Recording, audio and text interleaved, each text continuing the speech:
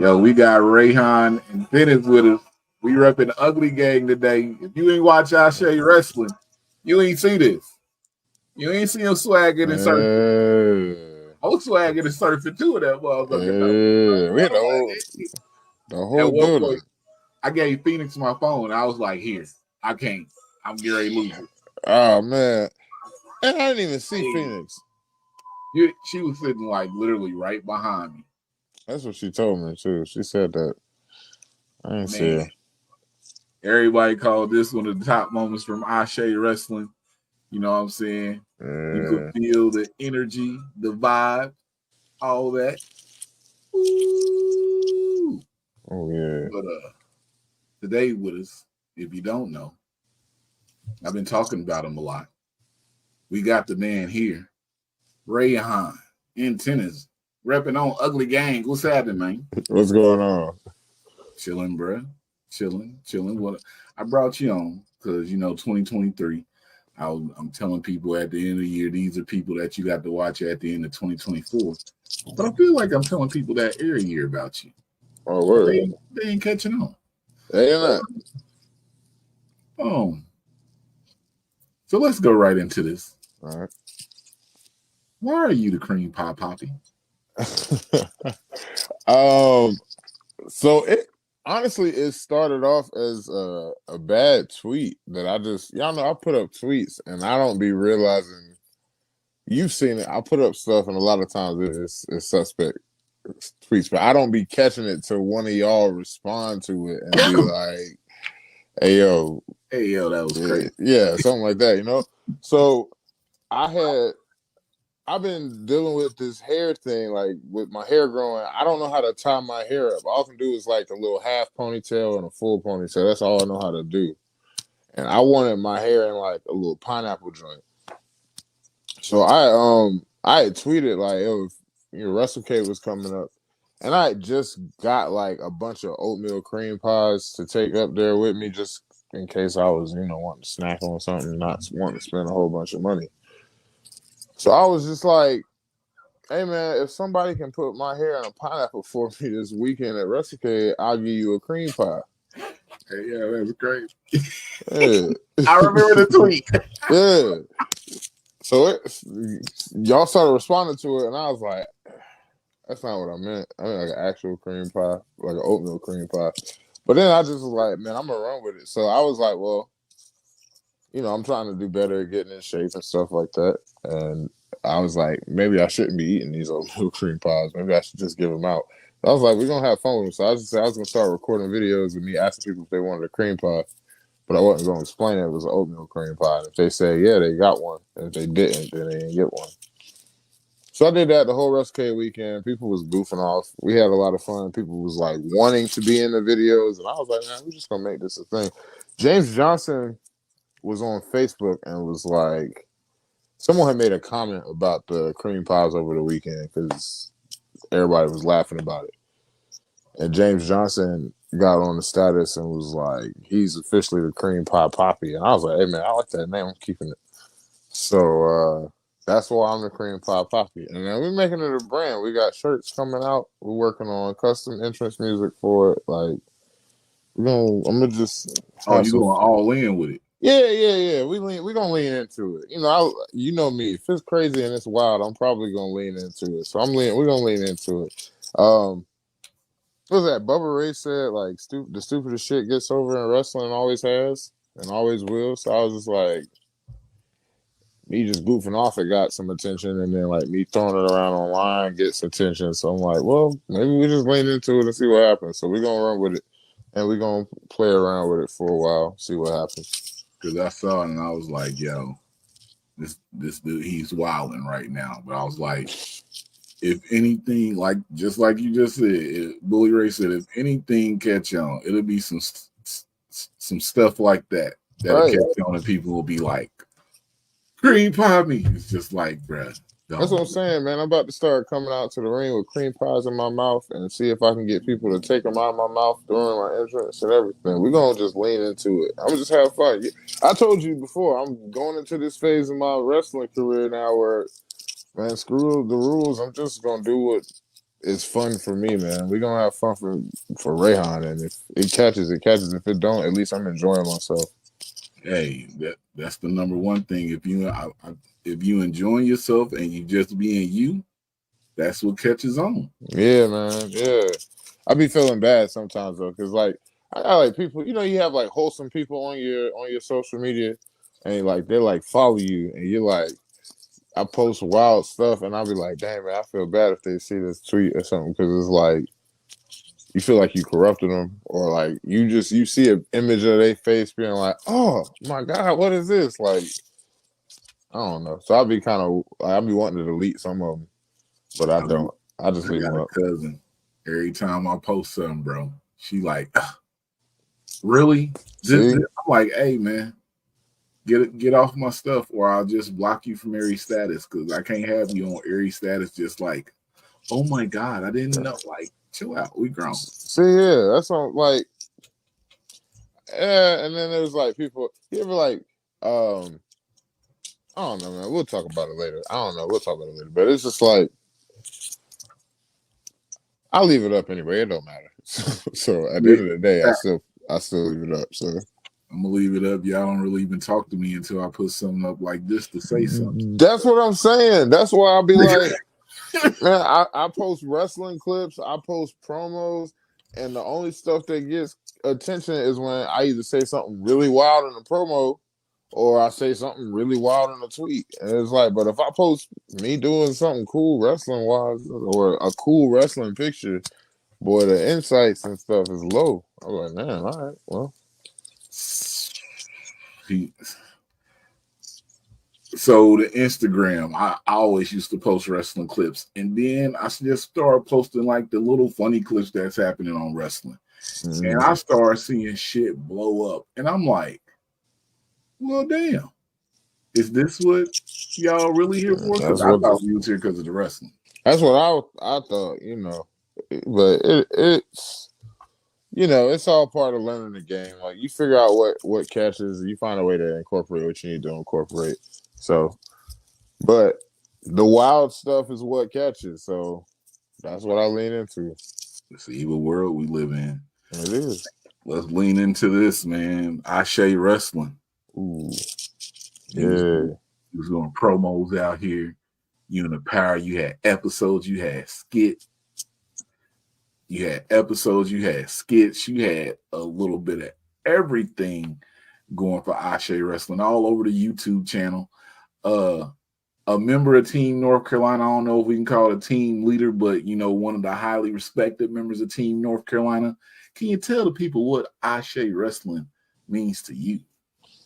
To me, it's like I think it's just it's an opportunity to be something different compared to what's out there. Like um, a lot of companies when they start having opportunity to be the change that they've always wanted to see, to be the thing that to fix what they complain about in the business and the industry.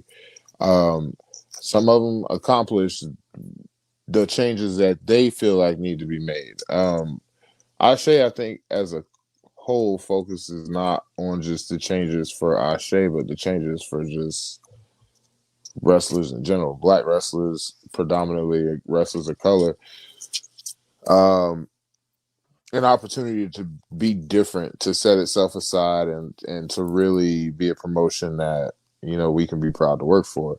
Also, while providing opportunities that we might not get other places, So, like the North Carolina Georgia match, like I haven't been in the ring against any of those guys in a match before. Prior to me and Owen have teamed. Me and Ashton were against each other in a tag match down at Viral Pro before the pandemic. It was like a 10-man tag match, 5-on-5 type deal. So there was that. I'm not even sure if that was an actual match or if that was a brawl. It was either a brawl or a match, but of some sort we were on opposite sides at that point. Me and Owen team every other place that we're on promotions at together. So like, there's that. Suge, I haven't wrestled Suge, and then Trevor. I feel like Trevor Trev is always someone I feel like doesn't get the attention he deserves to get for wrestling. So like, I don't get to see him in the ring, let alone on the opposite side of the ring. That's somebody who I've always wanted to have like singles competition against, to go head to head against Trev, because it's like I was doing the monster thing. He's got the devil thing going on, and it's like we're similar, but we also have clashing styles as well. He's very physical, and I like guys like being in the ring against the guys that are physical, because it's like the harder you hit me, the harder I'm gonna hit you. We just gonna really get into it, and people get into stuff like that. Like they don't. It leaves the question of, oh, he's really hitting him, or he threw it. He didn't actually hit him. Like, oh no, they're hitting each other. Like people, I like the ones like the matches where people like, do they not like each other for real? Like I like stuff like that, and I feel like Trev gives that energy all the time. So it's like I need to be in the ring against him. So that was the first time. It was on the opposite side. So I loved it. You know what I'm saying? You did say one name. If the people watched the TikTok live, me and Lovely did. I brought this up. Suge said you had never had him one-on-one. But when we had Suge on, Suge told us that, PWI had a top 10 list for the Pan-African World Championship. And I said to myself, after seeing that North Carolina versus Georgia match, and the back and forth you and Suge had in the match, the face-offs and the one-on-one time, I was like, if there is a top 10 list, which they told me, they got a top 10 list. I don't know. I haven't seen it. I've been looking for it. I just feel like you should be put into that top 10 after that Ase clash. I would love to be in the top 10. I'm always at a point, and this particular situation is also included for this. So like, I always feel like I'm flying under the radar for PWI stuff. Like I'm not doing enough to get noticed or to get any type of recognition, and that could come from what I'm doing in ring. That could be what I'm doing, behind the scenes with training and getting my name out there as far as marketing and branding and things of that nature as well. But I always feel like I'm still chasing that recognition still for that. So I would love to be in the top 10 list, but if people are going to start compiling lists, then they're going to start, well, this person, this, and this, and that. I feel like with the moment we have, me and Suge could build off of that into something really dope for the title. So I would be all for it. Titles. 2023. How many titles did you have in 2023? Just two. I think two. We had the APW Chester Championship and then the Fest Tag titles. Yeah, so just the two. I'm not really a belt collector guy. Like I would love to be.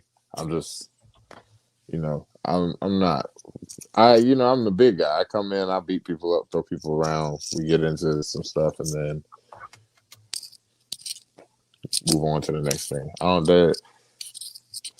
Speaking of beating people up, I just want to mention this to you. We're going to insert the clip right here of Ron Bass talking. But in 2022, I just put a tweet out. Because I be watching shows, and I was like, Reyhan versus Ron Bass would go crazy. We had Ron Bass on. You heard what he said. He said you got to see him. Okay. 2024, because he about that. He want to slap some meat. Oh, he ready to slap meat. Okay. Well, Ron's been on the list for me. Ron has been on the must-have matches that I need to have. He's been on the list. So 2024, I would love to make that happen. My main thing is I gotta get better at getting out of the region that I'm in consistently. You see what I'm saying? Like, start branching out to more areas. And then I'll start getting opportunities to be in the ring with some of these guys. Because me and Ron, we known each other for a while, but me and Ron are rarely on shows together. And that's because I'm not really pushing into the regions that he's in and promotions that he's at. either reached out to and never followed up on because of the reaction or whatever, or whatnot. But I got to do better at following up on some of these things so I can get in areas or get some of these promotions that do book me to bring Ron down. Either or, but the match needs to happen, and it needs to happen in 2024. So I know a place that it could happen and it should happen in 2024, and hopefully with the pool that I can make that happen, guys. Amen. I'm ready for it. I want to see meat. I want to see big meaty men slapping meat. I'm all for it. That's all I'm here for. Slap meat with big men. You know what I'm saying?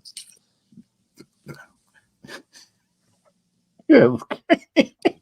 I try to keep it, but I keep cracking. You know what I'm saying, man? All I'm here to do is slap meaty men and cream pie people all day, bro. I just cream pie and slap meat. That's what I do. Oh shit! All right, hey, yo, what are you thankful for in 2023? Let's get away from that. I'm sorry. Oh man, I feel like we slowed down towards the end of the year just for physical reasons, and like let my body kind of rest up and heal up some. But I feel like 2023, I kind of put on some of my best in-ring work. So I'm really thankful for that because it was a point in time where I was kind of doing self-reflection and just kind of feeling like even when I was going to training consistently, it felt like I wasn't moving forward. Like it felt like I was still just kind of staying stationary with my in-ring progression. And I didn't feel like where I was being stationary at was good enough to get to where I want things to be. So this year really kind of felt like me stepping into another zone in-ring wise. And I'm very thankful for that. I'm thankful for the people that's been around me for it, that kind of kept me motivated. I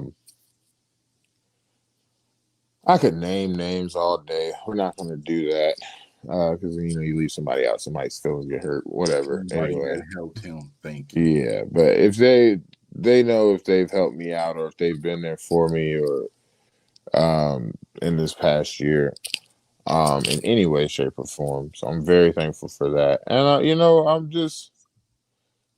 I'm